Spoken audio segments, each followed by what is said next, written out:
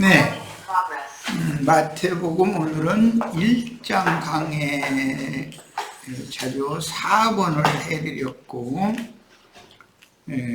마태복음 1장 강의 4번 자료 말씀으로 같이 말씀을 참고하도록 합니다.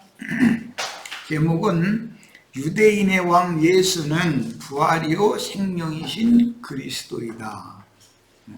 이것이 이제 오늘 나누고자 하는 말씀 내용의 중심이에요. 인용구를 봅니다. 마태복음 2장 2절 유대인의 왕으로 나시니가 어디 계시냐. 아기 예수가 출생을 했지만 그 아기 예수가 유대인의 왕이다라는 거예요. 그런데 이것은 동방박사들이 한 말이죠. 우리가 동방에서 그의 별을 보고 그에게 경배하러 왔노라 하니 그랬는데, 인자 예수는 유대인의 왕으로 세상에 오셔서, 세상에 오실 때 이미 유대인의 왕으로 오셨다는 거예요. 유대인의 왕으로 죽었어요. 죽을 때 죄패가 유대인의 왕 예수로 죽었죠. 그러니까 출생과 이생의 마무리를 전부 유대인의 왕 신분으로 했다는 걸 알 수가 있어요.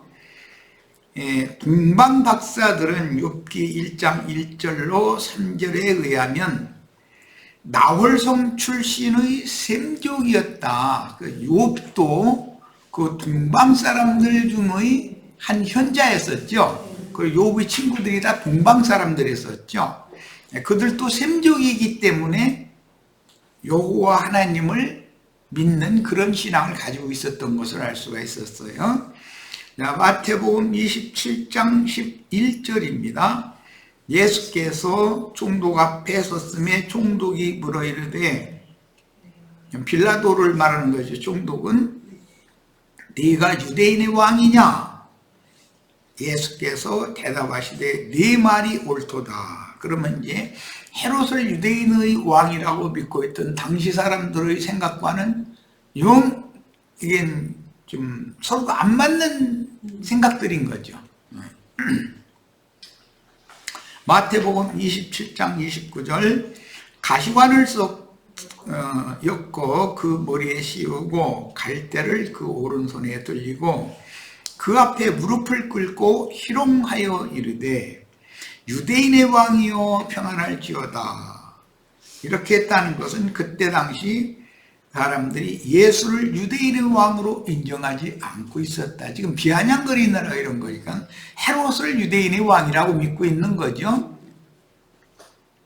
마태복음 27장 37절, 이건 이제 예수를 못 박을 때의 정황이에요. 그 머리 위에 이는 유대인의 왕 예수라 쓴 죄패를 붙였더라. 유대인의 왕으로 나셔가지고 유대인의 왕으로서 죽은 거죠. 예수라는 분의 신분이 이렇다는 거예요.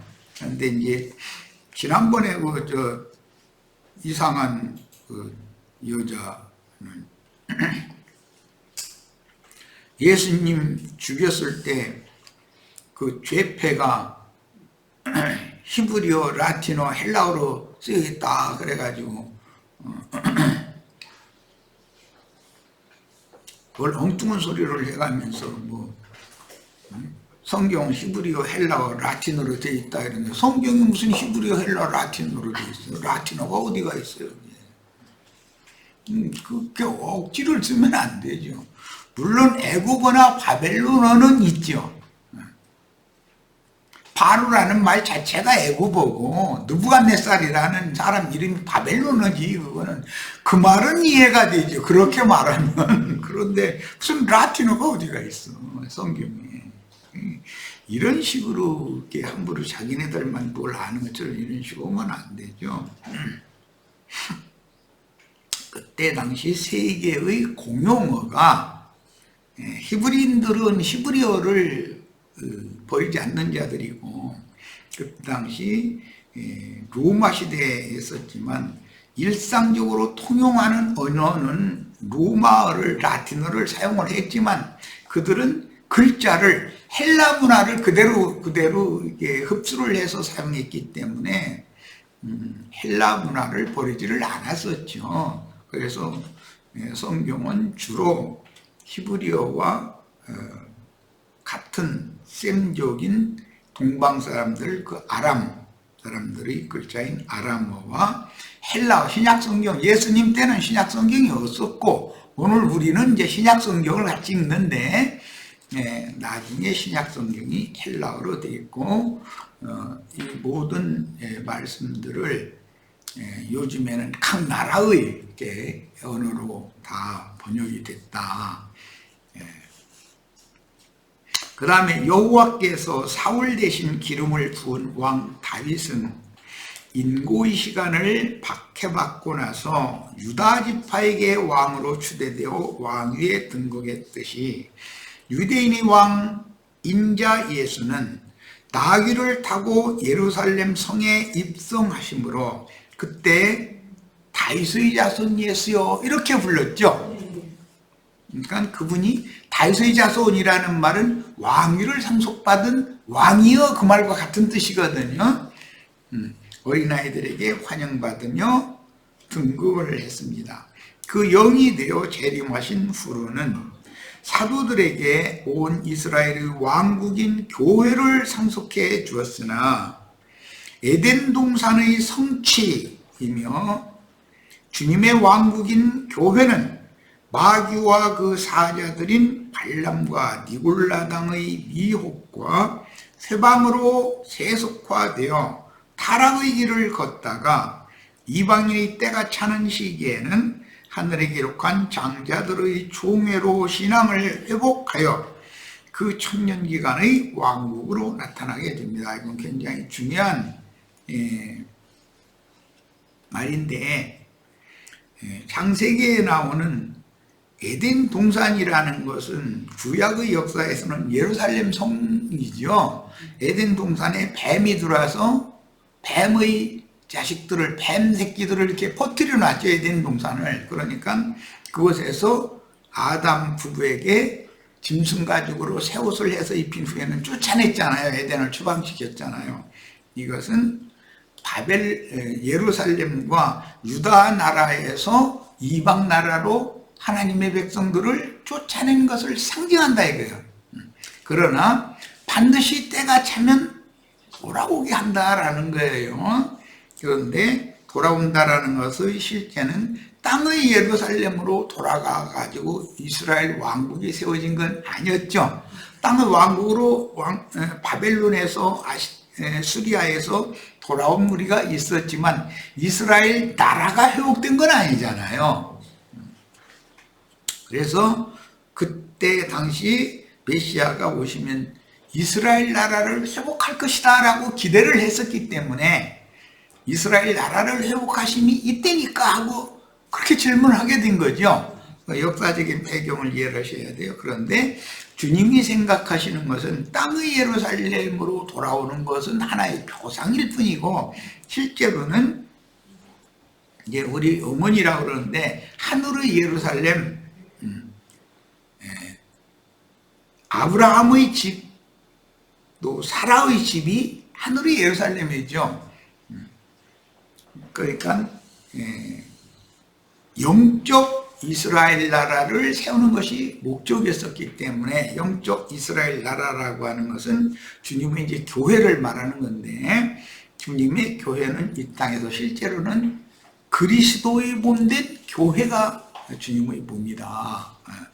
이제 그것이 하나님의 집이죠. 그래서 너희는 그의 나라요, 그의 집이다. 이렇게 신약성경에 설명을 하는 거예요. 이런 이치를 이제 잘 생각을 하셔야 돼요. 그러니까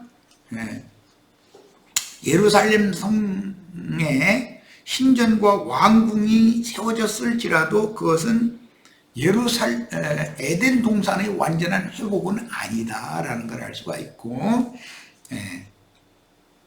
예루살렘 유대교 지도자들이 오히려 뱀들이요 독사의 새끼들이었죠.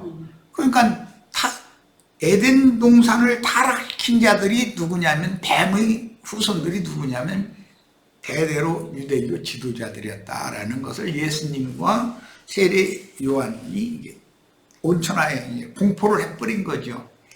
예. 그런데 똑같은 일이 주님께서 세운 교회가 마귀와 그 사자들인 발람과 니골라당의 미혹과 회방으로 인하여 점점 세속화된다고요. 그래서 세상 교계가 되는 거죠. 그렇게 하면 주님께서는 세상 교계를 포기할 수밖에 없죠. 버릴 수밖에 없는 거예요. 에덴 동산을 포기할 수밖에 없었던 것처럼. 그러나 거기에서 빼내신 소수의 어떤 무리에게 이상과 계시를 열어서 하늘의, 너희가 이른 것은 하늘의 예루살렘, 하늘의 시온산, 그들을 위하여 하늘의 한 성을 예비하셨는데 그 하늘의 예루살렘 성에 이른 자들이 누구냐면 하늘에 기록한 장자들의 총회다 그런 말이야. 그러니까 장자들의 총회로 신앙이 회복되는 무리가 반드시 세상 끝에는 나오기 마련이다라는 것이죠. 이것은 사람이 말로 뭐 신학적으로 어떻게 가르쳐줄 문제가 아니에요. 이것은 이상과 계시의 문제인 거예요. 하나님의 경영에 대한. 마태복음 27장 42절 또 봅니다. 그가 십자가에 못 박힌 예수를 비방하는 소리예요. 하는 말이에요. 남은 구원하였으되 자기는 구원할 수 없도다. 그가 이스라엘의 왕이로다. 여기서는 유대인의 왕이라는 것보다 이스라엘의 왕이라고 이렇게 비방을 했어요. 지금 십자가에서 내려올지어다. 그리하면 우리가 믿겠노라. 요한복음 12장 13절에 종려나무 가지를 가지고 맞으러 나가 외치되 호산나 찬송하리로다. 주의 이름으로 오시느니 곧 이스라엘의 왕이시여. 이렇게 표현을 했어요. 유대인의 왕과 이스라엘의 왕은 무슨 차이가 있는가? 다윗이 먼저는 유대인의 왕이었죠. 나중에 온 이스라엘의 왕이 되잖아요. 그러니까 이스라엘의 왕이라는 것은 통일 왕국을 의미하는 말이고, 유대인의 왕이라고 하는 것은 토막난 두 지파만의 왕이다라는 개념이었다라는 걸 알 수가 있어요. 다윗 왕의 왕권을 특히 강조하는 마태복음을 시작해서 다윗의 자손이며 아브라함의 자손인 예수 그리스도의 족보는 혈통적인 족보이므로, 그렇죠. 혈통으로는 유다 지파의 계보에서 태어나야 되는 거죠. 영적 족보인 열국 왕들의 조상은 아브라함과 사라였죠. 할례 받은 아브라함과 그랄 왕 아비멜렉에게서 본남편에게로 돌아온 사라에게 명령님한 때는 아들을 내가 낳게 할 거다. 그리고 나서 그 아들이 네 대를 이을 씨가 될 것이고 그 씨를 통해서 만국이 퍼져나갈 것이고 만국의 왕들이 나올 것이다 라고 약속을 했었던 것이죠. 그래서 아브라함과 온 이스라엘의 왕 다윗의 왕권으로 대표되는 믿음 세계 후사들의 정점인 예수 그리스도의 족보 이야기가 마태복음 1장 내용이다. 마태복음은 왕의 족보인 것이죠. 지난번에도 말씀드렸지만 누가복음의 족보는 예수 그리스도의 구속을 받은 성도들이 그리스도와 함께 대제사장인 예수 그리스도와 함께 하나님의 영광에까지 올라가는 그런 족보 이야기는, 구속받은 사람들의 족보 이야기는 누가복음. 누가복음은 사람을 강조하죠. 마태복음은 왕권, 왕을 강조한다. 이제 그런 기본 개념을 잘 정리하셔야 되겠어요. 다윗 왕국의 흥망성쇠 역시 그 영께서 사도들을 통해서 세운 교회의 흥왕과 쇠락과 회복을 상징하며, 하나님께서 다윗에게 너에게 준 그 왕위를 끊어지지 않게 해주시겠다고 했지만 유대의 나라가 결국은 문을 닫게 되잖아요. 그렇다고 해서 왕위가 끊어진 건 아니다 하는 내용을 지금 말하는 것이잖아요, 성경에. 바벨론으로 이거한 후에도 그 다윗 왕통은 계속 이어졌다, 암암리에. 그걸 강조하는 것이 마태복음이에요. 자, 그 다음에 주님의 왕국, 천국 아들의 왕국에 대한 예표와 모형. 다윗 왕국 자체도 하나의 모형이지, 그리스도의 천국에 대한 모형이지, 그게 완성된 하나님의 나라는 아니다, 그 말이에요. 이게 구약 성경은 모든 것이 다 모형인 것이죠. 예표이고 그림자죠. 누가복음 22장 30절, 너희로 내 나라에 있어. 너희는 제자들 보고 하는 말씀이에요, 주님께서. 그러니까 내 나라라고 말하는 것은 예수님이 내 나라가 있다는 거잖아요. 그런데 빌라도와 유대교 지도자들 앞에서는 내 나라는 이 세상에 속한 것이 아니다 그랬으니까, 그때 당시 이스라엘 사람들은 세상에 속한 주님의 나라를, 이스라엘 나라의 회복을 그렇게 기다렸죠. 그런데 주님은 너희가 지금 메시아의 왕국, 내 나라를 오해하고 있다. 내 나라는 이 세상에 속한 나라가 아니다. 즉 물질적인 나라, 육신적인 이스라엘 나라의 회복을 말하는 게 아니다, 이 말이죠. 그러면 뭘 말하는 거예요? 영적으로 이루어지는 나라다, 이제 이 말을 한 거예요. 이게 그때 당시, 예수님 당시 이스라엘 사람들이나 굉장히 지식도 많고 똑똑했던 유대교의 랍비들의 생각으로는 도무지 저 사람이 뭔 얘기를 하는지 이해가 안 되는 것이죠. 오늘날 기독교계와 우리들이 신앙 노선이 이렇게 다른 것이 결국 이 문제죠.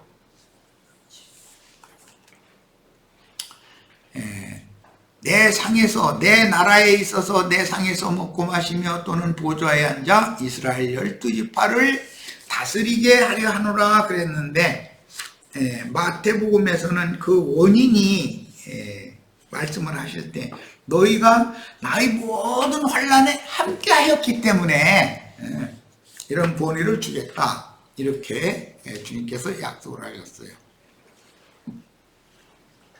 요한복음 18장 36절 봅니다. 예수께서 대답하시되 내 나라는, 이게 주님의 나라는 이 세상에 속한 것이 아니니라 이랬어요. 유대인들은 이스라엘 나라의 회복이라는 걸 로마라고 하는 강대국으로부터 독립국을 세우는 것을 생각을 하고 있었던 것이죠. 그런데 주님은 내 나라는 이 세상 나라가 아니다, 이제 이러니까 그때 당시 제자들도 얼마나 낙심했겠어요.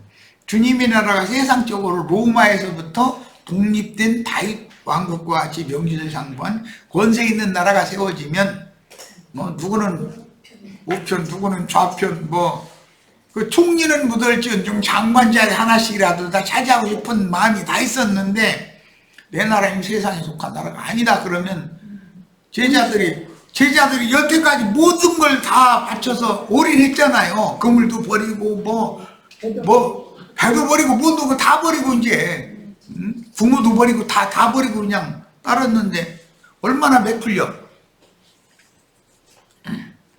사랑하던 처녀가 서울로 도망가 버리고 나니까 삼돌이가 동네 총각들이 모여서 맥이 풀렸다는 노래도 다 있잖아. 그 시기인 거지 봐.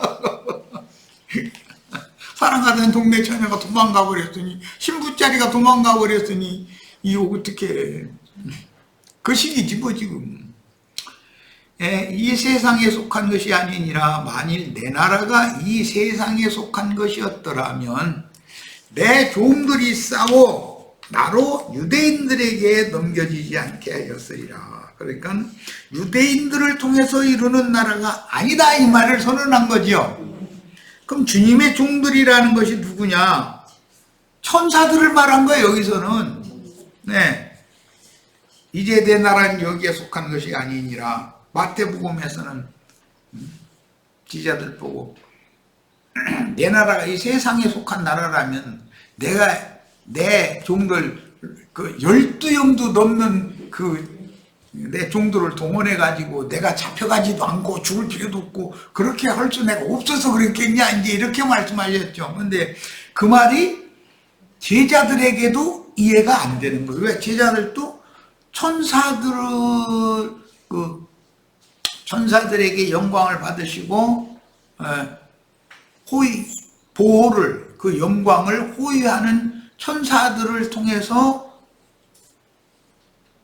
펼쳐지는 그 주님의 나라라는 것에 대해서는 이해가 없었으니까 오늘날 기독교인들이 내가 하는 말 중에 제일 어려운 말이 치천사라는 말이에요. 여러분들이 천사와 다 동등하게 되는, 그래서 이 육의 장막을 다 반드시 벗어야 되고 그때는 위로부터는 신령한 처소로 던진다 그랬지만 실제는 빛으로 아무라도 그와 같이 희귀할 수 없는 천사들의 모습으로 다 영광 중에 함께 나타나서 그 치천사들에게나 상속해 주시는 주님의 나라를 상속받아야 된다. 나는 이걸 자꾸 가르치니까 기독교인들이나 심지어 나한테 말씀을 수년을 가르침 받았던 수원의 김한무개라는 그 친구도 도무지 이해를 못한 거예요. 저 사람이 무슨 얘기를 하는 거지? 이런 거단 말이에요. 그러다 보니까 딴소리 해버리는 거잖아.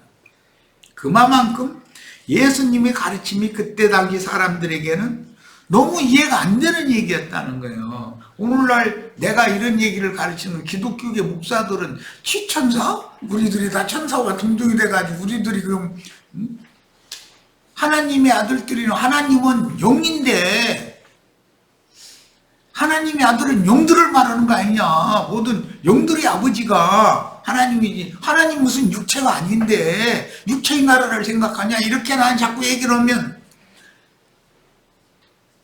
세상 교계 사람들은 저 사람이 완전히 지금 헷갈리는 소리, 뭔가 이거 붕뜬 소리 한다고 생각한다 이거예요.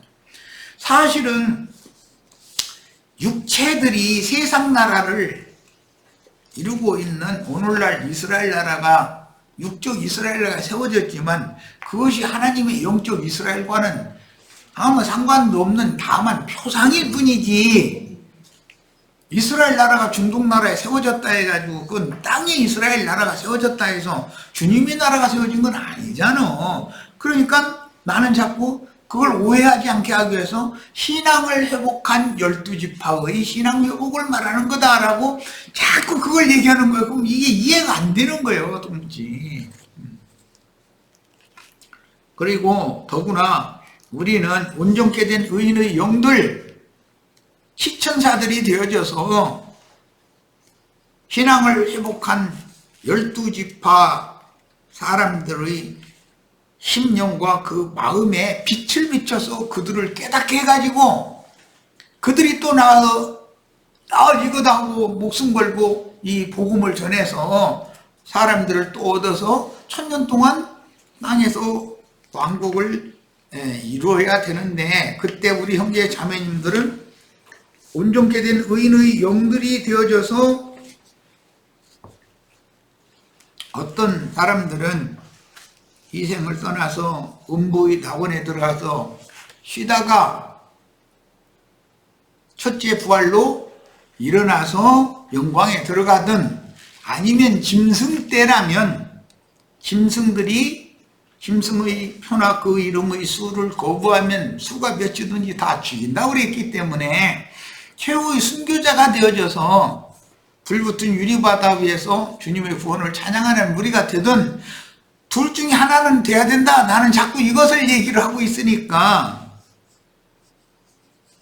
그 사람들은 다 사실은 치천사들이 된 걸 말한다 이 말이에요. 이후의 장막을 벗고 온전케 된 의인의 영들이 된 그런 주님은 영이시기 때문에 그 수많은 지음받은 천사들의 보호를 받는 것, 보호라기보다는 그분의 영광을 호의 받는 것보다 사람 천사들을 더 가까이 두는 그들을 통해서 권위를 주시고, 지음받은 천사들은 사람 천사들을 오히려 수종드는, 왜? 사람 천사들은 아들들이고 하나님의 아들들이고 수종 천사들은 그냥 종들이니까 그런 신분을 명확하게 하는 시대가 오는 새 세상인 그 천년기의 왕국과 또는 세세토록 영원한 세계로 이어지는 것이다, 이 말이야. 이게 사실은 나야 이렇게 그냥 쉽게 얘기를 하지만, 기독교계에서 예배당 다니면서 무슨 뭐 직분, 높은 직분 받아서 뭐 장로, 권사, 뭐 목사 뭐 이런 거 하는 그런 것만 생각하고 있는 사람들에게는 도무지 이게 무슨 소리인지 이해가 안 되는 말이라고. 나도 그 사람들의 관념을 이해는 해요. 나도 그랬으니까. 만약에 내가 초신자 때 누군가 나한테 이런 얘기를 하면 저 사람은 무슨 소리를 하는지 난 모르겠다. 신약의 교회에 주님께서 사도들이에게 먼저 주님의 영을 부어가지고 능력으로 덧입힌 다음에 사도들이 나와서 전도를 해서 얻은 사람들에게, 제자들이 이런 걸 가르친 것은 제자들과 함께하는 주님의 영이라고 그러지만, 주님의 영은 성령이 아니라 그 영이다. 불꽃천사들과 함께 오신다, 이게 능력의 영으로. 그럼 불꽃천사들이 누구냐? 이미 구약 전 기간 동안에 온전케 되어진 의인의 영들로서 주님의 부활에 참여한, 바위가 터지고 무덤들이 열리고 주와 함께 부활해서 영광에 들어갔다가 주님을 오미하고 사도행전 2장에 불꽃천사들이 함께 내려와서 사도들이 마땅히 전할 말씀을 빛을 비춰서 깨닫게 해줬기 때문에 사도들이 능력과 권세로 옷을 덧입고 나서 그런 말씀을 전한 것이지, 사람인 사도들이 무슨 재주로 그렇게 하냐 이거예요. 이게 다 영의 역사다. 어떤 영이 어느 시대에는 누구에게 어떻게 부어지는 걸 말하는데, 예수 그리스도의 성령은 초실절 때 제자들의 심령을 거듭나게 했고, 오순절 때는 치천사들, 불꽃천사들과 함께 와가지고 덧입혀졌다의 능력으로, 그건 그들이 그렇게 능력 있게 복음을 전한 것처럼 오는 새 세상에 우리들이 그런 치천사들이 되어져서, 온전케 된 의인의 영들이 되어져서 새 세상을 새로 열 사람들, 인마진 이스라엘 12지파 사람들을 빛의 세계로 하늘문을 열게 해주고 빛의 세계로 안내를 해주는 역할을 하는 어떤 영들이 있어야 그들이 영적인 사역을 하지 않냐 이거예요. 이런 얘기가 사람들이 듣기에는 너무 어려운 거예요. 육신의 눈으로 보이는 세계가 아니잖아, 이 말은. 그래서 천국은 아들의 나라가 임하는 교회 시대와 아들의 나라가 나타나는 그 천년기간의 왕국을 일컫는 용어다. 그래서 마태복음은 주로 천국이라는 용어가 주로 많이 나오죠. 그 다음에 하나님 아버지의 나라 실현을 위한 과정으로, 이 바실레이아라는 이 용어는 왕권이라는 말이에요. 주권. 조선이, 임금이 조선을 다스릴 수 있는 주권을 일본에게 뺏기고 나니까 일본의 속국이 되어버리잖아. 이스라엘 나라가 바벨론이나 수리아에게 주권을 뺏겨버린 거잖아. 땅도 있고 백성도 다 있어. 그대로 있는데 뭐가 없는 거예요? 바실레이아가 없는 거예요. 주권이 없는 거예요. 그런데 예수님이 오셨을 때까지 돌아온 우리가 바벨론, 페르시아, 헬라, 로마 시대 때 예수님 오셨는데 주권이 없었잖아. 팔레스타인 땅에 이스라엘 백성도 있고 땅도 있어. 그럼 그런 걸 어디로 가져갈 거예요, 누가? 그럼 그대로 있는데 뭐가 없었어요? 다스릴 권세가 없었다 이거예요. 야, 이 말은 너무너무 중요한 말이에요. 첫 아담이 만물의 영장으로 하나님이 지어주셨고 권위를 맡겼기 때문에 땅을 정복하며 모든 생물을 다스릴 권위가 아담에게 있었죠. 그러면 하나님을 섬기는 권위 아담에게 있었어요. 왕권, 제사장권, 선지자의 권세가 아담에게 있었어요. 그런데 마귀가 간교하게 아담 세계에 들어가지고 하와를 통해서 아담에게서 하나님이 맡긴 왕권을 뺏어가 버렸다 이거요. 그거는 아무 능력이 없는 거요. 그런데 이것을 먼 훗날 예수님이 오셔서 회복해 준다 이 말이란 말이에요. 지금 얘기가 우리가 지금 말씀 나눈 얘기가 이 얘기예요. 예수님이 무엇 때문에 오셔야 돼요?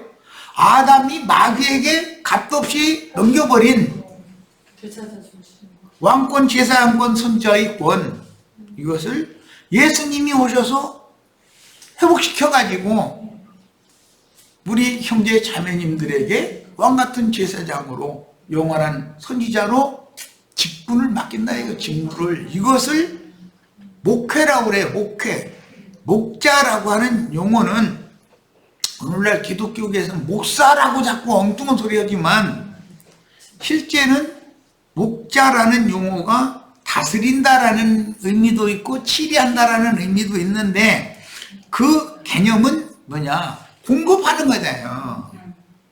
자기 나라, 자기 백성들을 오늘날 어떤 우리나라 불행한 나라가 돼가지고 어떤 이상한 사람이 죄 없는 사람도 막 잡아다 족쳐가지고서 이렇게 엎어놓고 감옥에다 집어넣고 이런 것만 아는 게 그거밖에 없어.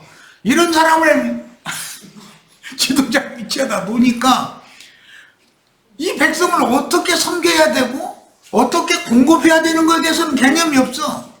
즉 왕권이 뭔지를 모르는 거야. 그러면서 막 찍어 누르면 그것이 왕권인 줄 알고 있어. 그럼 나 이제 또 어디서 또 와보라고 할까? 뭐 와보라고 해봤자 뭐 다 소용없는 소리인데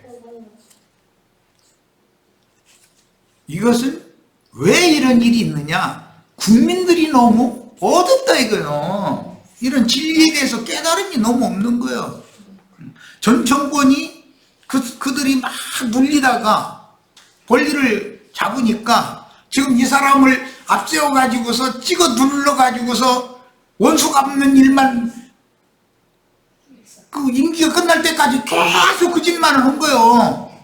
나는 그래서 그때 선거를 해도 국민들이 정신 차려야 된다. 비슷비슷하게 국회의원 수도 이렇게 뽑아주고 그래야 나라가 팽팽하고 싸우는 것 같지만 군말 없이 나라가 잘 굴러가는 것이지 기울게 어느 한쪽에다가 몰표를 줘버리고 그러면은 그게 독재 정권이 나오는 원인이 되기 때문에 그건 위험한 거다라는 걸 나는 이미 그때 당시 전 정권 때부터 이런 얘기를 했었어요. 그런데 이번에도 우리 형제 자매님들은 어떻게 생각하는지 모르지만 너무 기울게 돼버렸잖아요. 야, 이것은 원수를 우리가 정권만 잡아봐. 너희 내 가만 놔두나 마 이 시기요. 그럼 언제까지 계속해서 원수 갚는 일만 할 거요? 목자로서 공급하고 다스리고 다스린다라는 게 공급한다라는 뜻이란 말이에요. 잘 되도록 보살핀다는 뜻이요. 예수님의 목자장이신 예수님과 유대교 지도자들이 목회 방식이 뭐가 다른지를 알아야 된다 이거예요. 그럼 이런 얘기를 계속 하면 목사들은 뭐라고 말해? 그럼 목사권을 무시하느냐고. 목사권이라는 것이 그냥 막 멋대로 위에서 막 아래로 막 찍어 누르고 뭐 돈이나 내라 소르고 그게 목회야 그게? 얼마나 황당한 일이 지금 벌어지고 있냔 말이에요. 그런데도 이 믿는다는 사람들이 깨어나들 하네. 잠자고 있는 거예요 전부. 성경이 말하는 의도를 너무 관심이 없어. 무지한 거죠. 이스라엘이 왜 망했어요? 내 백성이 무지함으로 망한다. 무지함으로. 뭐가 무지하다는 거예요? 하나님이 빛이신 하나님의 선하시고 온전하시고 선하시고 기쁘신 뜻에 대해서 전혀 깜깜하다 이거예요. 그러니까 이것을 계몽을 하기 위하여 예수님이 오셔서 전혀 그때 당시 사람들이 사고하는 맞지 않는 얘기를 하니까 똑같은 성경 가지고 해석을 달리하니까 요 나사렛 이단자가 나왔다 이래서 정지하고 죽인 거야. 자기네들 율법 문자대로 해석하면 예수를 마땅히 죽을 자라는 거예요. 그래서 이게 이방인의 손을 빌려서 죽인 거 아니에요. 이 일이 그때로 끝나버리고 그 후로는 잘 모든 것이 정리가 됐으면 얼마나 좋겠어요. 그런데 이게 오늘날까지도 계속 이어지니 이게 우리 형제 자매님들이 해야 될 일이 얼마나 사명이 크냐 이 말이에요. 야, 저 시간 여기까지 해서 꼭 국회의원 출마한 사람 열변토하는 것 같네. 아니 난 이런 얘기 하려면 막 열불이 터져 죽겠어. 아주 답답해서.